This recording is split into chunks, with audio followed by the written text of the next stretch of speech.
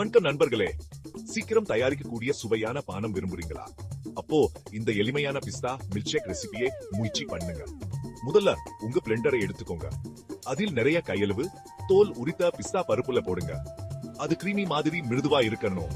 அடுத்து உங்களுக்கு பிடிச்ச ஒரு ஸ்கூப் அல்லது 2 ஸ்கூப் வனிலா சாஸ் கிரீம் சேர்த்துக்கோங்க. ஆட ஒரு கப் குளிர்ந்த பாலை மறந்துடாதீங்க. எல்லாத்தையும் ஒன்னா சேர்க்கணும். இனிப்பு சுவக்க கொஞ்சம் சர்க்கரை அல்லது தேன் தெளிச்சுக்கோங்க. இன்னும் ஸ்பெஷலா பண்ணுமா, ஒரு சிட்டிகை ஏலக்காய் பொடி சேர்த்து பாருங்க. அதுதான் எங்க சீக்ரெட் இன்கிரீடியன்ட். இப்போ அது நல்லா மிருதுவாகும் வரை பிளெண்ட் பண்ணுங்க. உங்க அசத்தலான பிஸ்தா மில்க்ஷேக்கை ஒரு நீளமான கிளாஸில் ஊத்துங்க.